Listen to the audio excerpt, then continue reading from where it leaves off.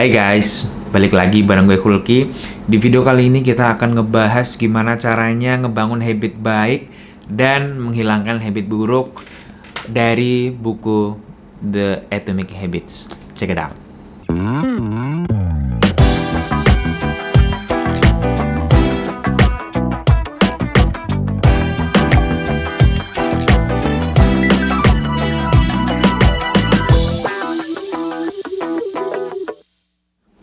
Oke, seperti biasa di channel ini kita akan ngebahas hal-hal seputar buku, film, musik, self-development, self-hack, self-improvement, dari yang ringan sampai yang sedikit berat. Semua hal yang menarik dan berfaedah akan kita bahas di sini. Oke, di video kali ini kita akan coba mengkupas isi dari Atomic Habit, gimana caranya kita bisa ngebangun habit yang sustain, ya, membangun habit yang baik dan juga menghilangkan habit yang buruk. Oke, yang pertama, apa itu Atomic Habits? Jadi habit adalah hasil akumulasi dari aktivitas yang terus-menerus kita ulang. Dan Atomic Habit adalah bagian terkecil dari sistem habits yang lebih kompleks. Jadi bisa dibilang konsep Atomic Habits ini lebih berfokus pada sistem, ya, sistem kebiasaan kita, alih-alih kita berfokus pada goals atau target yang ingin dicapai. Lalu bagaimana habit itu bisa membentuk identitas kita? Cara paling efektif untuk merubah kebiasaan kita adalah bukan berfokus pada apa yang ingin kita capai, tetapi berfokus pada sosok atau identitas seperti apa yang kita inginkan. Identitas tercermin dari kebiasaan atau habit yang kita miliki, dan kebiasaan itu berkontribusi terhadap the type of person yang kita harapkan. Menjadi versi terbaik dari diri kita adalah dengan cara secara kontinu merubah beliefs atau mengupgrade diri kita. Alasan mengapa habit itu penting adalah bukan karena dia akan memberikan hasil yang lebih baik, walaupun itu juga bisa, tapi justru karena habit itu bisa merubah beliefs atau keyakinan yang ada dalam diri kita. Selanjutnya adalah proses pembentukan habit. Habit adalah perilaku yang diulang beberapa kali dan kemudian menjadi otomatis.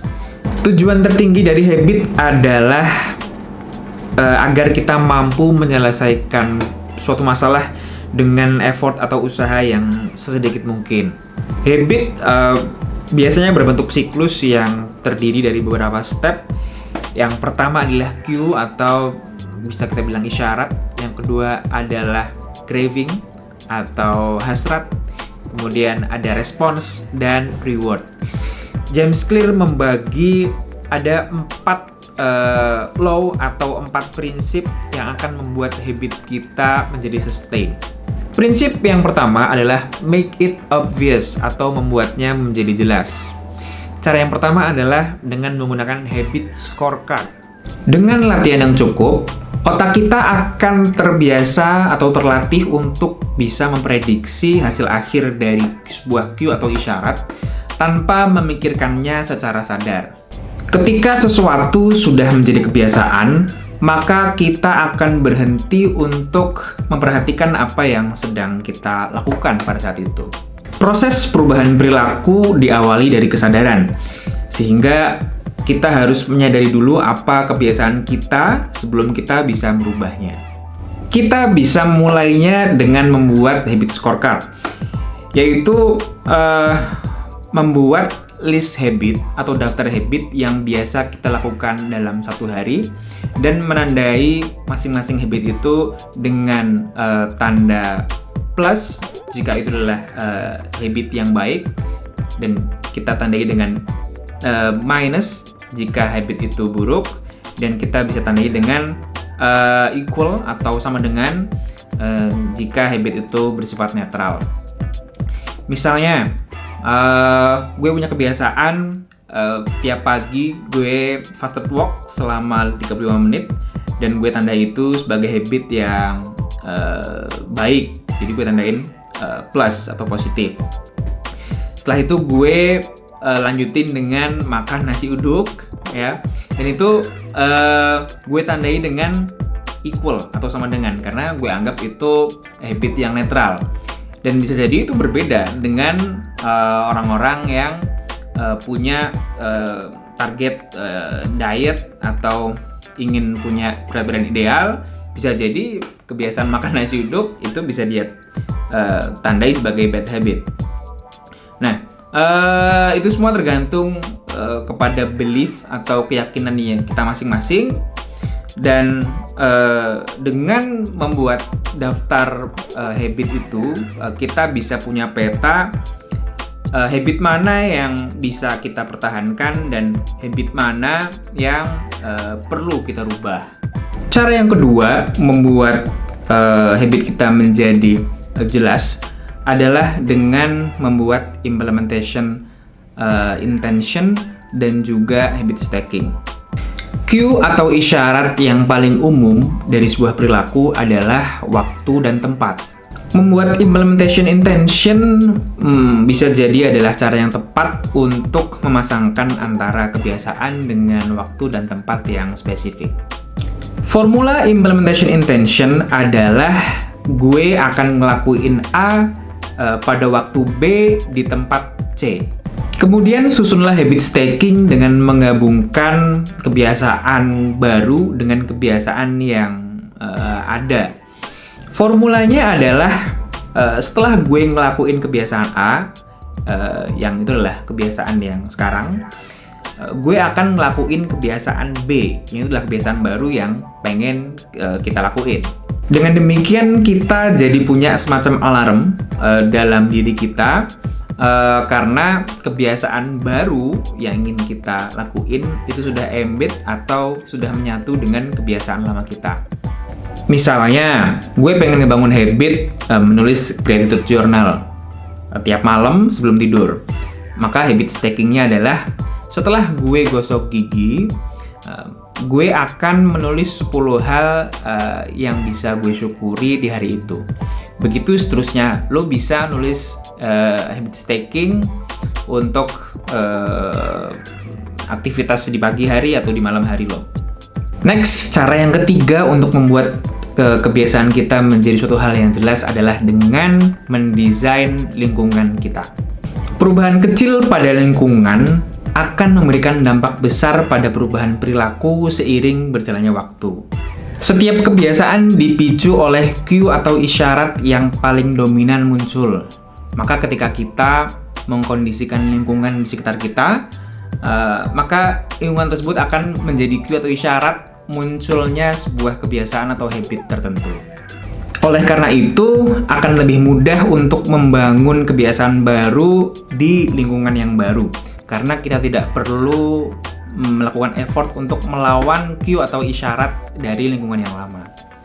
Misalnya, kita pengen ngebangun habit lari pagi, maka tempatin sepatu lo, kaos, celana lari lo di sebelah tempat tidur lo.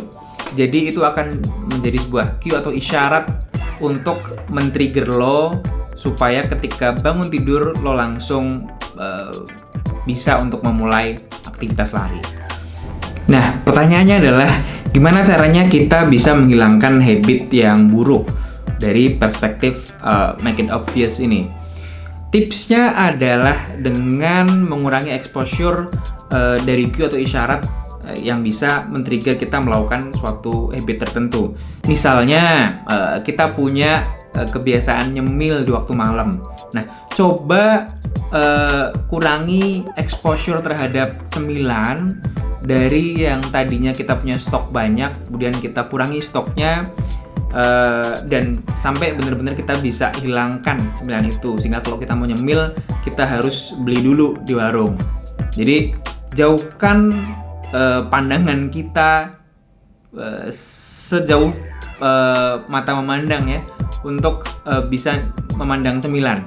Hilangkan semua cemilan dari tempat kerja kita atau kamar kita. Next, prinsip yang kedua untuk membuat habit menjadi sustain adalah dengan make it attractive atau membuatnya menjadi suatu hal yang menarik. Cara yang pertama adalah dengan temptation bundling. Suatu perilaku akan menjadi kebiasaan apabila perilaku tersebut kita anggap menarik. Kebiasaan juga terkait dengan sekresi dopamin atau hormon kebahagiaan. Semakin tinggi hormon ini bisa dikeluarkan, maka akan semakin tinggi juga motivasi kita untuk melakukan suatu perilaku atau habit ini. Temptation bundling bisa jadi salah satu cara untuk membuat habit kita menjadi menarik, yaitu dengan memasangkan perilaku yang ingin kita lakukan dengan perilaku yang perlu kita lakukan. Misalnya, setelah gue makan malam, gue akan nyelesain skrip YouTube gue selama 30 menit.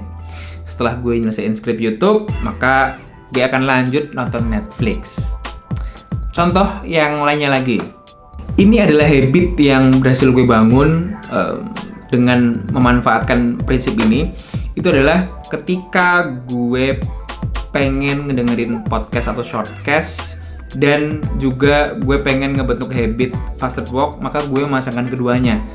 Jadi gue ngelakuin fasted walk sembari ngedengerin si shortcast atau podcast. Jadi habit baru berupa ngerjain skrip YouTube dan juga fasted walk itu bisa terlihat menarik karena ada atau dibarengin dengan kebiasaan atau perilaku yang menarik seperti tadi nonton Netflix atau mendengarkan shortcast atau podcast.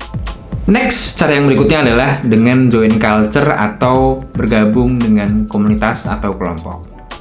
Budaya di mana kita tinggal akan menentukan perilaku apa yang menarik buat kita. Kita akan cenderung mengadopsi kebiasaan yang disetujui atau diakui oleh budaya setempat karena kita menginginkan untuk bisa fit in atau diakui sebagai bagian dari komunitas atau kelompok kita. Salah satu cara yang paling efektif untuk mengubah kebiasaan kita adalah dengan bergabung dengan komunitas yang menganggap perilaku atau kebiasaan itu adalah perilaku yang normal, apalagi ditambah dengan ketika ada kesamaan interest antara kita dengan komunitas tersebut. Jika kita mendapatkan pujian, respect, dan pengakuan, maka kita akan melihat kebiasaan itu menjadi kebiasaan yang menarik. Misalnya, kita lagi pengen ngebangun habit lari, maka kita bisa join dengan running club. Karena tiap weekend misal kita bisa ketemu orang-orang baru, teman-teman baru, dan kemudian bisa ikut event lari bareng mereka. Apalagi ketika orang-orang di klub lari itu juga sama-sama pecinta drakor, maka lo juga pasti akan merasa ini klub yang menarik, dan lari juga akan menjadi suatu hal yang menarik.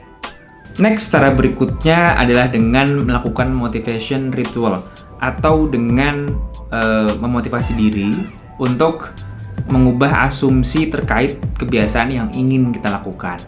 Setiap perilaku memiliki hal yang menarik di permukaannya dan motif yang tersembunyi di dalamnya.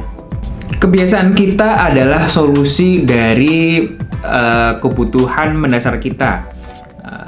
Contohnya adalah kebutuhan akan cinta dan kasih sayang, maka orang-orang kemudian mendownload Tinder. Ada lagi kebutuhan untuk berinteraksi dengan orang lain, maka orang-orang menggunakan Facebook. Dan juga ketika kita membutuhkan social acceptance, penerimaan dari orang lain, maka kita mengunggah postingan di Instagram. Penyebab dari suatu kebiasaan adalah asumsi kita terhadap kebiasaan tersebut. Asumsi itu akan menghadirkan perasaan atau feeling tertentu. Berilah penekanan pada asumsi kita bahwa ketika kita meninggalkan suatu kebiasaan yang buruk, maka kita akan mendapatkan keuntungan atau mendapatkan benefit, sehingga kita tidak menganggap itu sebagai hal yang menarik lagi. Kebiasaan akan menjadi menarik ketika kita mengasosiasikannya dengan perasaan nyaman dan menyenangkan.